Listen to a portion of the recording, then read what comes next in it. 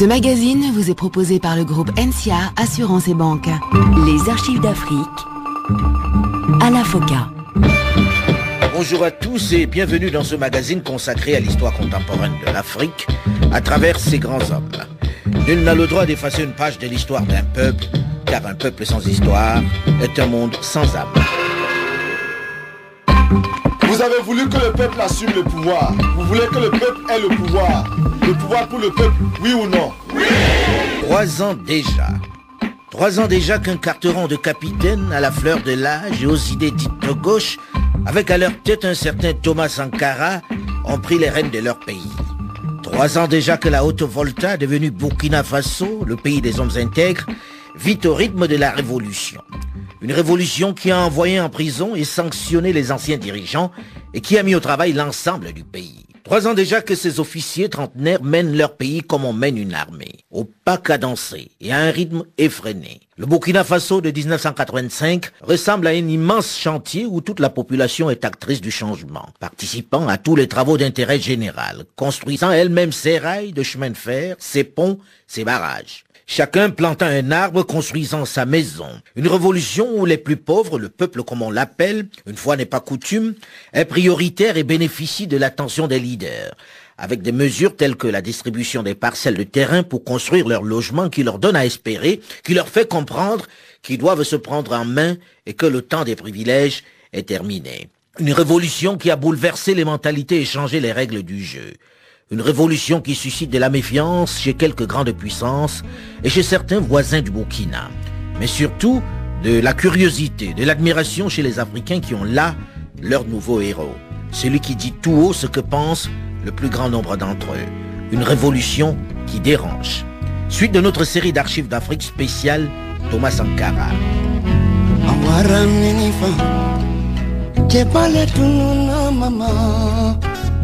Awarami Thomas Sankara tununa Burkina kabe kasila Dimseni makorobasi mantovana Awarami Thomas Sankara tununa.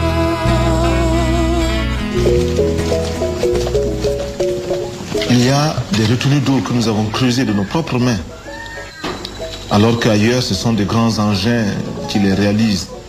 Nous n'avons pas ces moyens pour le faire. Nous les avons réalisés de nos propres mains. Les populations ont travaillé jour et nuit pour construire les écoles. Il y a des dispensaires que nous avons pu construire. Il y a des routes que nous avons refaites, des ponts que nous avons refaits.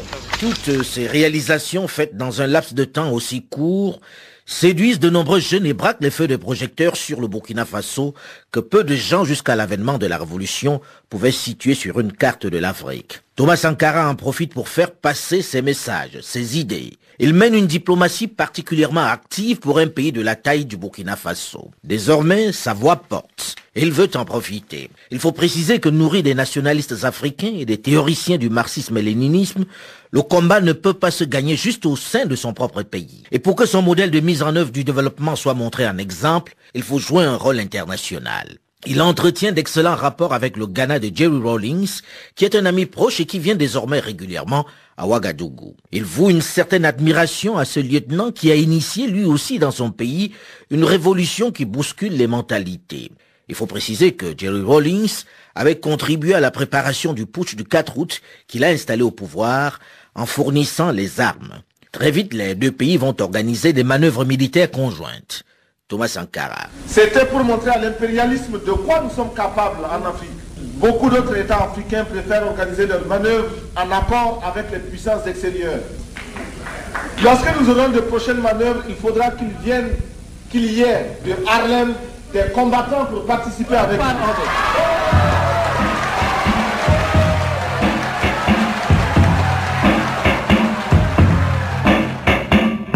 Avec la Libye de Muammar Kadhafi, les relations sont plus complexes. Si au début le leader libyen a voulu en faire un de ses protégés, un de ses alliés dans cette période d'isolement, lui fournissant au passage des armes et du matériel de construction au début de la révolution, les relations entre les deux hommes vont rapidement se détériorer. Premier indice qui va éclairer le capitaine Sankara sur les dispositions d'esprit du leader de la garde de Jamaïria libyenne, un incident à l'aéroport de Ouagadougou. Des avions libyens et soviétiques transportant du matériel se croisent sur le tarmac.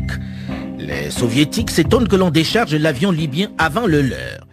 Les Libyens de leur côté s'étonnent que l'on fasse le plein de l'appareil soviétique en premier. Cet incident qui traduit le désir des deux pays de faire du Burkina une de leurs zones d'influence exclusive va refroidir le capitaine Sankara. Il va rapidement réaffirmer sa personnalité et son désir de liberté à Kadhafi en refusant la pression qu'il exerce sur lui sur des questions telles que la construction des mosquées. Pas question non plus de convertir ses dirigeants à l'islam ou de distribuer le célèbre livre vert du guide. Et dès 1984, il va exprimer clairement sa désapprobation à l'action de la Libye au Tchad. Il réprouve l'engagement militaire de Tripoli dans ce territoire indépendant. Mais malgré ces différends qui les éloignent, il ne rompra pas définitivement les relations avec Tripoli. Le guide libyen s'accommode à son franc-parler, et même à quelques-uns de ses écarts, comme lorsqu'il retient pendant plusieurs jours l'avion qu'il lui a prêté pour revenir d'un sommet. Il estime que Kadhafi a les moyens pour faire cadeau à son pays de cet aéronef. Mais l'étiquette de l'homme de Tripoli que lui collent certains médias l'agace tout de même un moment. Oui, Monsieur le Président, bonsoir. Vous êtes donc à Paris pour participer à cette conférence. Nous allons y revenir. Mais tout d'abord, je voudrais vous poser la question de savoir quelle est votre réaction face à ce terrorisme en France, mais d'une façon générale en Europe. Eh bien, en tant qu'homme, je ne peux que m'émouvoir devant ces attentats qui créent tant et tant de désolation chez des êtres humains. En tant qu'Africain, je ne peux que m'étonner que la France et l'Europe, si imprégnée et si prétendante de civilisation, posent et commettent et connaissent des actes qui sont réputés être ceux des sauvages d'Afrique. En tant que révolutionnaire, je regrette que des hommes n'aient à s'exprimer ou n'aient été condamnés de s'exprimer que de cette façon-là. Monsieur le Président, on connaît votre amitié pour le colonel Kadhafi. Cette amitié ne vous gêne-t-elle pas dans la mesure où le colonel Kadhafi a qualifié les attentats de Rome et de Vienne d'actions héroïques? Ça vous semble correct? Mais il a changé de position quelque temps après. Autre pays africain, voisin cette fois-ci du Burkina Faso, avec lequel les relations ne sont pas des meilleures, la Côte d'Ivoire de Félix Houphouët-Boigny. Il faudra attendre novembre 1984 pour que les deux hommes se rencontrent en marge du sommet de la CEDEAO, la Communauté économique des États de l'Afrique de l'Ouest, qui se tient à Lomé. Entre les deux pays, les rapports sont empreints de méfiance. Mais pour Thomas Sankara, le vieux symbolise la France-Afrique, la compromission avec les puissances colonisatrices, un modèle ancien dont il faut se débarrasser. Et même s'il manifeste quelques gestes d'apaisement dans les nombreuses escalades verbales entre les deux capitales, il ne lui fait guère confiance. Le président Houphouët-Boigny, qui s'emploie tout le temps à écorcher le nom de la jeune nation, tantôt Burkina Faso ou Burkina Faso, se méfie de cette soldatesque qui risque d'embraser la sous-région. Ces impétueux officiers sont pour lui une menace permanente à sa porte. Il faut dire que le capitaine Sankara, à chaque escalade, n'adopte pas la méthode très africaine qui consiste à faire le dos rond et à laisser passer lorsque l'aîné parle. Ainsi, en 1985, après le sommet de Yamoussoukro, il appelle carrément le peuple ivoirien à effectuer sa propre révolution. Tant pis si par moment le langage est un peu cassant. Mais c'est le langage de la vérité et la vérité est révolutionnaire. Nous pensons aussi que notre rôle est de tout faire pour établir les meilleures relations entre les peuples. Car j'insiste, les gouvernements ont leur logique, les gouvernements ont leur politique. Et ce n'est pas avec le gouvernement que nous voulons travailler. Nous ne faisons que lorsque nous sommes obligés de passer par le gouvernement. Nous voulons directement mettre notre peuple au contact des autres peuples. Il n'appartient pas à l'ordre Volta d'apporter sa caution à un quelconque gouvernement.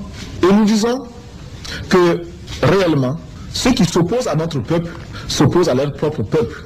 Il n'y a qu'à bien regarder et l'on s'apercevra que l'impérialisme tentaculaire qui tente de continuer son action ventouse sur l'ordre Volta, cet impérialisme-là fait déjà du tort dans la zone géographique où il évolue.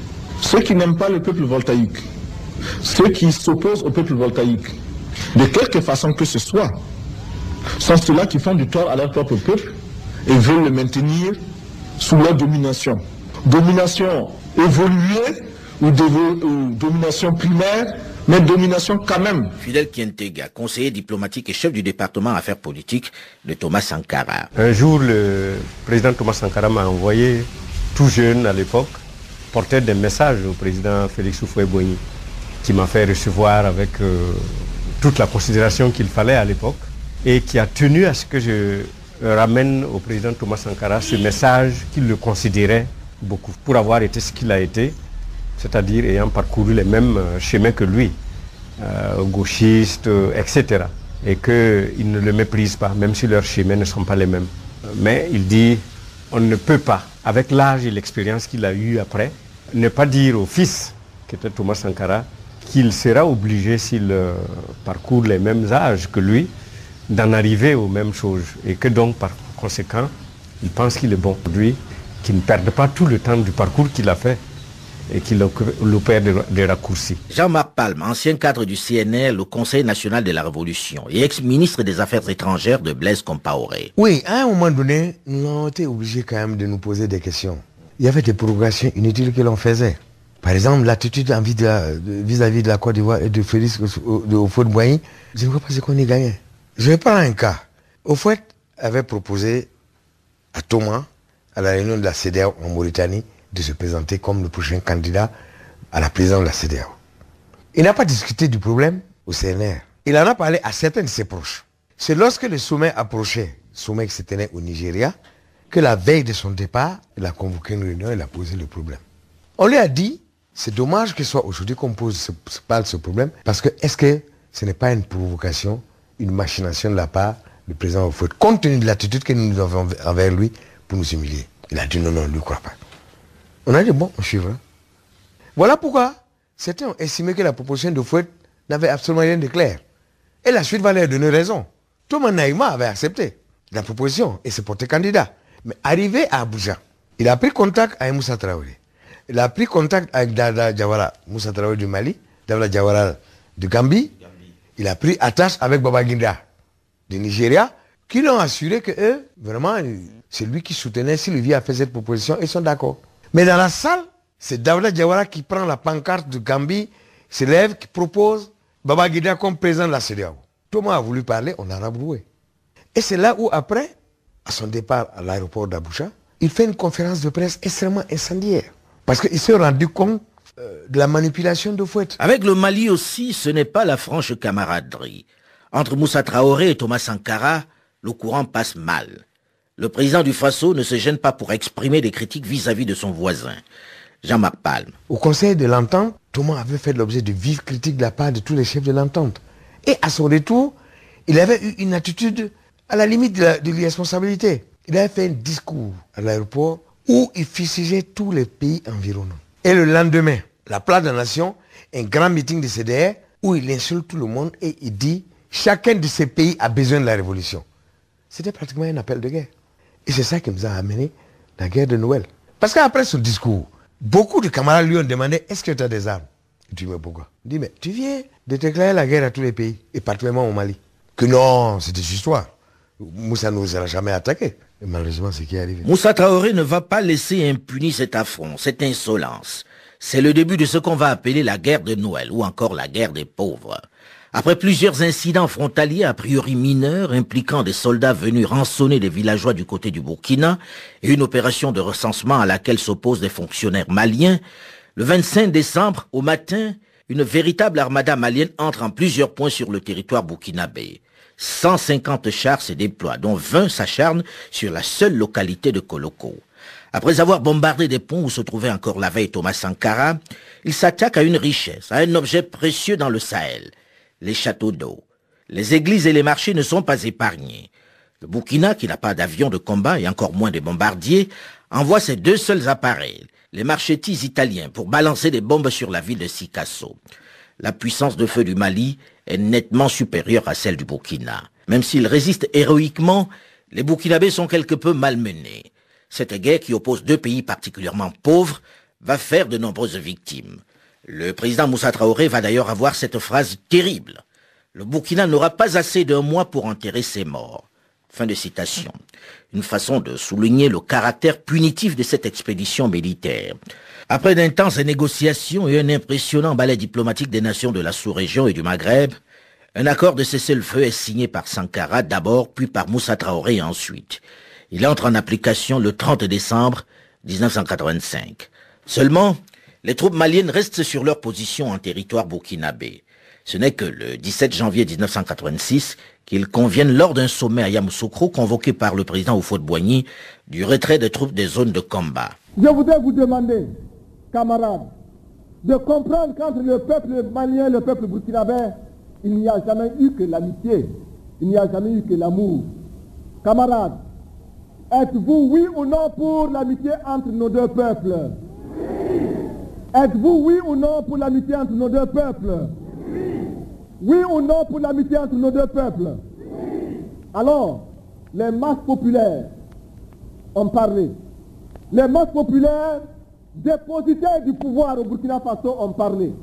Et c'est en leur nom que je dis à la face du monde entier qu'il n'y a plus jamais de prisonniers maliens au Burkina Faso. Ces militaires maliens qui sont là ne sont plus des prisonniers. Ce sont nos frères. Ils doivent rentrer à Bamako en toute liberté quand et comme ils voudront. Avec le voisin togolais, le climat n'est pas non plus à la détente. Il sera d'ailleurs accusé par le président Gnassingbé Eyadema d'avoir fomenté une tentative de putsch contre son régime. C'est nous faire un peu trop d'honneur sur notre valeur militaire que de penser que 200 Burkinabés peuvent traverser le Togo sur 1000 km et envahir Lomé. Et puis aussi, l'on dit que des opposants togolais ont été formés au Burkina Faso. On cite un village qui n'existe nulle part, comme je l'ai dit à l'envoyé d'un chef d'État sur cette question. Si quelqu'un connaît ce village au Burkina Faso, qu'il le bombarde, parce que je sais qu'il n'est pas sous mon autorité, ce village-là. Il n'existe nulle part de village comme celui que les autorités togolaises citent. De même, les autorités togolaises citent un officier burkinabé du nom de capitaine. Ce capitaine n'existe pas. Certes, il existe un nom comme cela dans notre armée, mais ce capitaine n'existe pas. Mais nous comprenons aussi que dans la volonté de faire un montage et d'avoir des aveux plus ou moins concordants avec la réalité, l'on se soit embrouillé au point d'inventer des grades fictifs pour des officiers qui sont modestement à des niveaux plus bas. Nous sommes persuadés que avec les Togolais, nous retrouverons un chemin d'entente et les bons et loyaux services que nous avons toujours eus à l'égard du Togo seront repris et le Togo sera en profité. Au contraire, je ne suis pas, comme vous constatez à Ouagadougou, nous avons essayé de contenir toutes les réactions les plus vives, les plus passionnées et nous avons dit à chacun que nous comprenions l'attitude togolaise qui pouvait être malheureusement une attitude dictée aussi par le choc psychologique un peu trop violent d'une situation particulière. Mais dans la sous-région, Thomas Sankara entretient néanmoins d'excellents rapports avec son voisin, le Niger. Le président Séné Kountché est un véritable ami, un grand frère qu'il consulte. Pas seulement parce qu'il est un officier comme lui, mais surtout pour son engagement en faveur de son peuple, notamment dans sa lutte pour l'autosuffisance alimentaire dans cette rude région sahélienne. De dire combien j'étais heureux de pouvoir retrouver une fois de plus le président Séné Kountché, chef d'État du Niger. Le Niger qui est un pays frère, un pays ami de la Haute-Volta, un pays dont le peuple est lié intimement à celui de la Haute-Volta. Si avec certains de ses voisins, comme nous l'avons vu dans le cas du Mali, du Togo et de la Côte d'Ivoire, Thomas Sankara connaît des relations plutôt difficiles en raison de son franc-parler et de ses positions anti-impérialistes, il entretient néanmoins d'excellents rapports avec les nations engagées comme lui dans la Révolution, ceux qu'on appelle les progressistes. Il y effectue d'ailleurs de nombreux déplacements. Il s'y fait respecter et entendre, ce qui ne plaît pas toujours dans cette période de guerre froide, comme nous allons le voir, surtout lorsqu'il s'attaque à certains gros intérêts financiers. Essayer de créer un front commun pour refuser de rembourser la dette de la Banque mondiale et du Fonds monétaire international peut avoir quelque chose de suicidaire. Suite de notre série d'archives d'Afrique spéciale Thomas Sankara dans une dizaine de minutes, juste après une nouvelle édition du journal sur Radio France Internationale.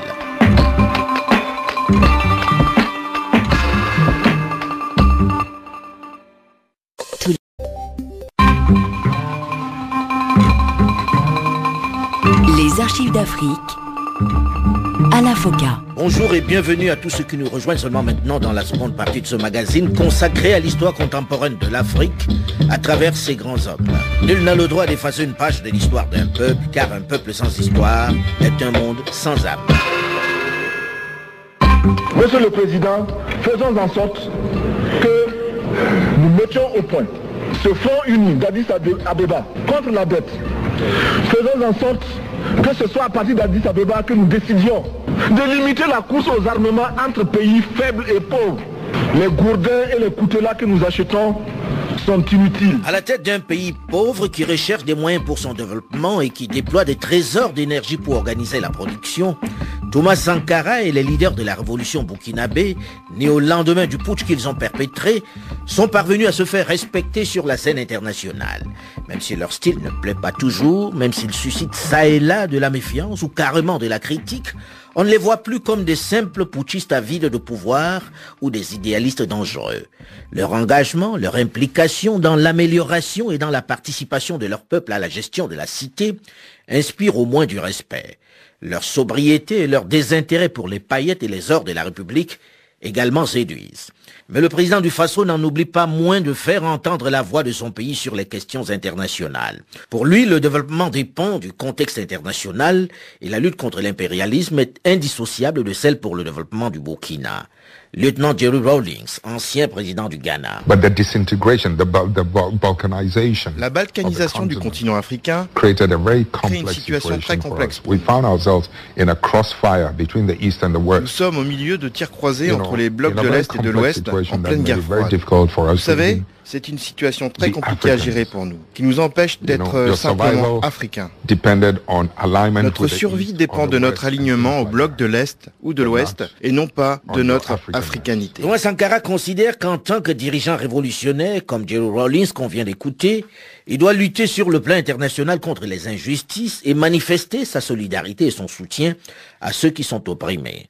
D'où l'attention particulière qui porte à l'ANC de Nelson Mandela et à la Palestine. Ma délégation n'aurait pas accompli tous ses devoirs si elle n'exigeait pas la suspension d'Israël et le dégagement pur et simple de l'Afrique du Sud de notre organisation, lorsque, à la faveur du temps, ces pays auront opéré la mutation qui les introduira dans la communauté internationale. Chacun de nous, et mon pays en tête, devra les accueillir avec bonté et guider leurs premiers pas. Thomas Sankara va recevoir Yasser Arafat, le leader de l'OLP, l'Organisation de libération de la Palestine, à Ouagadougou, avec les honneurs dignes d'un chef d'État. Il apporte également son soutien au Nicaragua, où il dénonce l'impérialisme et l'oppression américaine. Daniel Ortega effectuera une visite au Burkina Faso. Ce soir, nous aurons le plaisir, la grande chance d'entendre un frère, un camarade de lutte.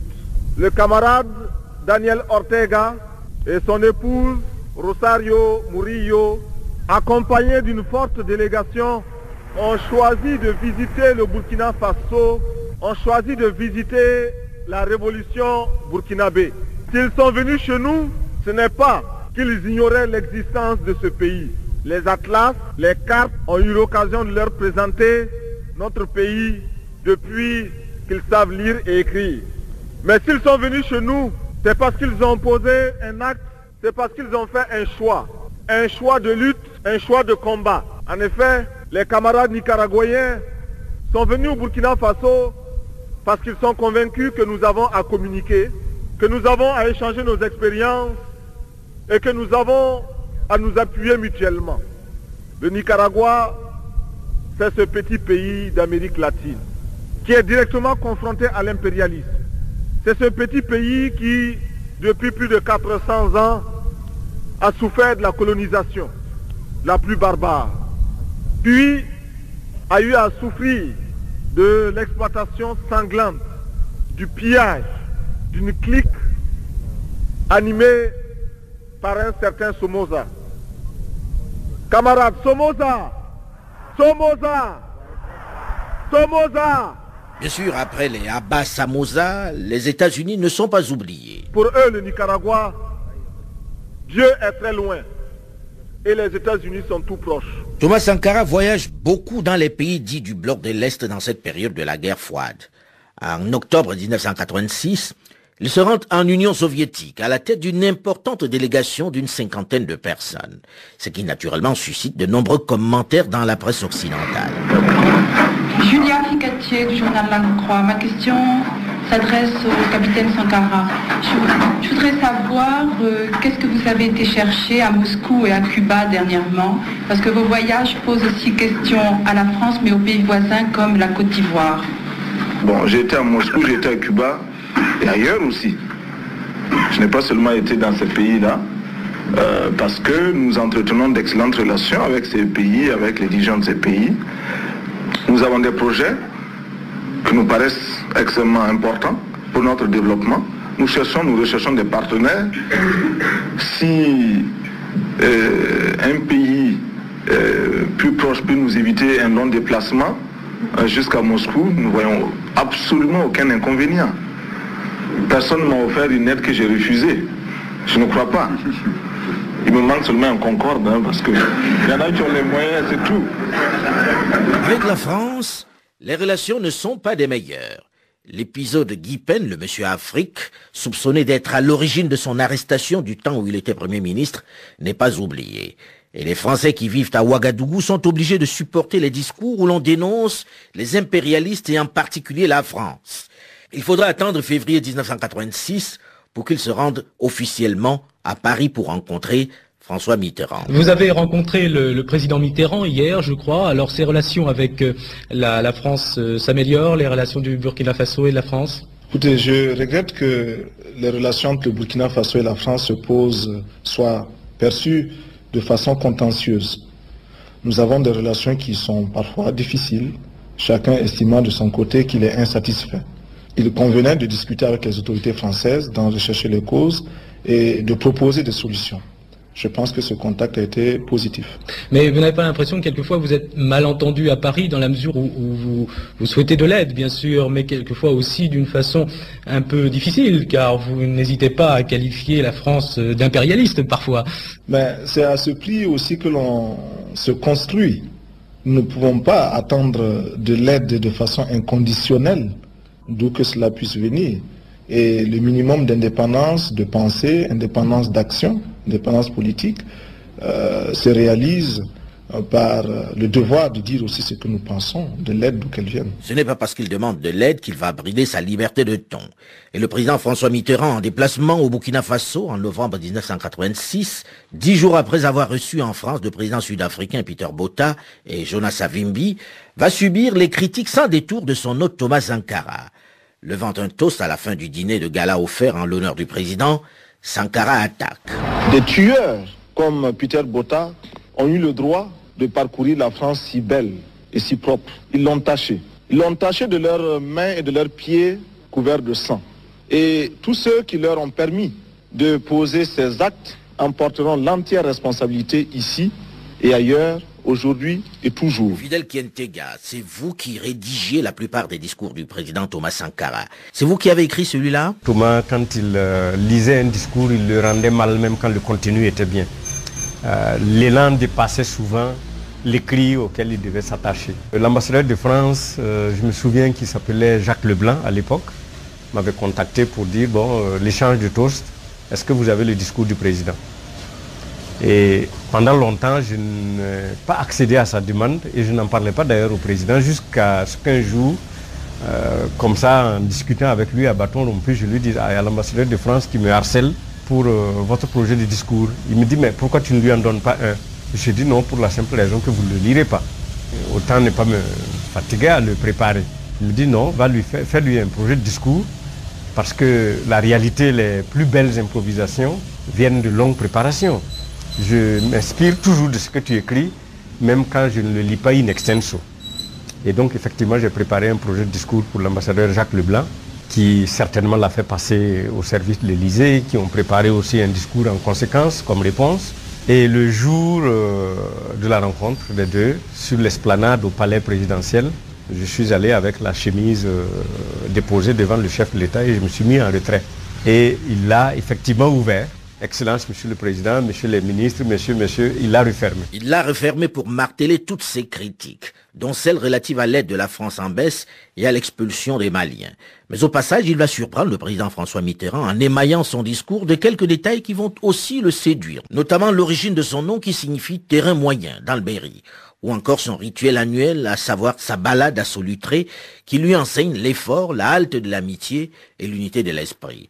Une fin qui détend un peu l'atmosphère, mais ce qui était à dire est dit.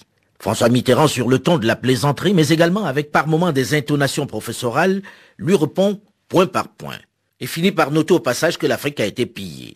Pendant des siècles, on vous a exploité humainement, on vous a volé vos hommes, vos femmes, vos enfants. Le devoir des pays qui ont profité abusivement du travail africain, c'est de restituer à l'Afrique une part de ce qui a été pris au travers des siècles derniers. Et d'ajouter, vous avez besoin de nous, eh bien, vous nous le direz. Vous n'avez pas besoin de nous, eh bien, dans ce cas-là, on s'en passera. Fin de citation. Je suis comme lui. Et il dit ce qu'il pense, je le dis aussi. Et je trouve que dans un certain nombre de ses jugements, il a le tranchant d'une belle jeunesse et le mérite d'un chef d'État totalement dévoué à son peuple. Et moi, j'admire ses qualités qui sont grandes, mais il tranche trop aussi. Il va plus loin qu'il ne faut, à mon avis, qui me permettent de lui parler du haut de mon expérience. Thomas Sankara est satisfait de lui. Ses propos seront tout aussi directs et sans concession avec les autres dirigeants, ce qui lui vaut d'être souvent critiqué par la presse pour son manque de diplomatie. Arba Diallo, son ancien ministre des Affaires étrangères. Moi, j'ai voyagé une fois avec le président Sankara. Nous sommes allés en Tanzanie. Il a rencontré le président Julius Nyerere, Mwalimu. Et Mwalimu qui me demande de dire à Sankara une expression qu'il utilisait en anglais et qui était de dire: quand le président, nous on a besoin que vous soyez vivant. Et pour être vivant, il vaut mieux se contenter d'être patriote. Parce que si vous êtes patriote, vous pouvez vivre. Mais si vous êtes révolutionnaire, vous n'avez aucune chance. Et là d'ailleurs, je me suis permis de partager ce propos avec Chavez. Quand je lui ai dit, vis-à-vis du grand frère au nord, moi je me permets de partager avec lui ce que Nyerere a dit à Sankara. Ça n'a pas raté, parce que lui il disait, dans le contexte où nous sommes, si tu n'avales pas des couleuvres, tu n'iras pas loin. Et il disait essentiellement à Sankara, avec tout ce qui t'entoure, tous ces gens-là, tu n'as aucune chance d'échapper. Donc il faut que toi-même tu saches que tu ne peux pas échapper. Donc par conséquent, il faut accepter d'avaler quelques couleuvres, mais ne perds pas le focus. Tu n'as pas besoin de sacrifier tes principes. Et ce que j'ai dit à Chavez, avec le grand frère comme voisin, si tu ne fais pas attention, ce que Nyerere craignait pour Sankara risque de t'arriver. À chaque fois d'ailleurs que je voyageais avec lui, ou que je le voyais, je lui répétais ça. Si sur le plan diplomatique, il est sur tous les fronts, et se fait entendre, en interne, la révolution voit naître en ses débuts 1986 quelques tensions internes, ce qui va d'ailleurs amener Thomas Sankara à diminuer considérablement ses déplacements. Les sacrifices que nous demandons aux Burkinabés sont des sacrifices pour la construction d'un Burkina Faso meilleur. Le prix de l'indépendance, le prix du bonheur d'un peuple est l'affaire de ce peuple-là. Trop malheureusement, on nous a habitués à attendre de l'extérieur des aides ou des solutions miracles, des panacées, qui en réalité ne sont que des formes d'asservissement. Tant que nous ne serons pas maîtres de nos besoins, tant que nous ne serons pas également maîtres, nous n'aurons pas pu décider nous-mêmes de ce que nous serons capables de consentir comme sacrifice et effort, eh bien nous ne pourrons jamais dire que nous nous développons. On ne peut pas se faire développer par autrui. Bien entendu, nous espérons très bien que les sacrifices actuels ne seront pas continus et que, enfin, nous pourrons trouver des lendemains meilleurs. Devant les difficultés économiques qui suscitent de plus en plus d'interrogations sur le sens de la révolution dans une frange de la population, il faut accorder plus de temps à la politique intérieure. Il faut adapter l'économie à la réalité africaine. Nous, les Africains, nous avons été entraînés dans une mouvance que nous n'avons pas choisie et que nous ne contrôlons pas. Nous avons été entraînés dans une civilisation dont nous ne contrôlons pas les éléments. Les normes de développement que l'on nous impose sont des normes qui sont valables ailleurs et pas toujours valables en Afrique. Depuis quelque temps au Burkina Faso, certaines mesures font l'objet de grincements de dents. Grincements discrets, certes, mais grincements quand même. La révolution se poursuit, seulement de plus en plus certaines décisions sont mal vécues par une partie de la population qui estime qu'elles s'accompagnent de quelques injustices. Certains acteurs de la révolution au sein du CDR, les comités de défense de la révolution, abusent de leur position à la fois pour régler des comptes, mais également pour s'enrichir. La colère gronde également au sein des syndicats qui n'acceptent pas d'être mis au pas, surtout que la situation des 1004 enseignants exclus pour grève n'a toujours pas été résolue. Au sein même du Conseil national de la Révolution, le CNR, l'organe dirigeant, le climat n'est plus à la saine camaraderie. Je me retrouve un peu comme un cycliste qui grimpe une pente raide, qui a à gauche, à droite des précipices. Il est obligé de pédaler, de continuer de pédaler, sinon il tombe. Vous vous sentez isolé en Afrique? Mal compris en tout cas. Mal compris, mal aimé? Mal aimé. Ouais. Les acteurs s'activent pour opposer les leaders historiques. Acteurs intérieurs et extérieurs. Ils sont nombreux et on en parlera la semaine prochaine dans la suite de cette série d'archives d'Afrique spéciale Thomas Sankara. Les mois qui vont suivre s'annoncent particulièrement mouvementés au Burkina Faso. Rendez-vous le week-end prochain pour en parler. Archives d'Afrique. Le jeu. Voici venu le moment que beaucoup d'entre vous attendent désormais avec impatience et frilosité. Celui du jeu Archives d'Afrique qui vous permet chaque semaine de gagner le coffret Les leaders africains du XXe siècle, volume 2. La semaine dernière, il fallait reconnaître l'auteur de ces propos. Notre pays s'effondre. Le régime détesté qu'il exploite depuis tant d'années s'est décomposé. Depuis 14 ans, le pays a été exploité par celui qui s'en est fait proclamé empereur. C'était comme d'habitude très simple. Il s'agissait du président David Dacko de la République centrafricaine qui, après avoir été renversé par Jean Bédel Bokassa avec l'aide de la France, revenait aux affaires quelques années plus tard, toujours sur décision de Paris, qui, excédé par les frasques du nouvel empereur, l'a mis un soir dans un avion pour venir prendre la place de Bokassa en déplacement. Une expédition baptisée Opération Barracuda. Les 10 premières bonnes réponses sur notre page Facebook sont Binyam Bra de Niamey au Niger, Noël Estage Mpierre de Brazzaville au Congo, Rodrigue de Seou à Kogara en Australie, Valérien Moudoy à Kinshasa en République démocratique du Congo, Pierre-Antoine Ouedraogo à Sacramento aux États-Unis, Fatoumata Anne et Youssouf Doucouré à Bamako au Mali, Maendo Nathan Limbaya à Lomé au Togo, et enfin Lassina Siribié et Zakaria Dem à Ouagadougou au Burkina Faso. Voilà pour les gagnants de la semaine qui recevront à leur adresse postale le coffret Archives d'Afrique, les leaders africains du XXe siècle, volume 2, avec une dédicace personnalisée. Cette semaine, c'est peut-être à votre tour de gagner ce merveilleux cadeau en reconnaissant vous aussi l'auteur de cette phrase. Les ancêtres des Européens actuels, les Latins et les Grecs, qui étaient arrivés au stade de la lucidité et de la maturité, que les philosophes, les savants de l'Antiquité ont tous déposé dans le même sens. Et ils nous ont presque unanimement tous dit que les anciens Égyptiens étaient des nègres. Trop facile. Qui est ce personnage marquant de l'histoire de l'Afrique? Tout de suite donc, à vos ordinateurs. Malheureusement, la question technique du répondeur d'Archives d'Afrique n'a pas encore été résolue. Alors pas de téléphone, encore cette semaine. À vos ordinateurs donc. Les 10 premières bonnes réponses sur notre page Facebook Archives d'Afrique recevront chez elles le coffret Les leaders africains du XXe siècle, volume 2. Je rappelle bien sûr qu'il faut, en plus de la réponse, nous préciser votre nom et l'adresse postale précise à laquelle nous ferons parvenir votre coffret. Nous laissez également votre numéro de téléphone où nous pourrons vous joindre.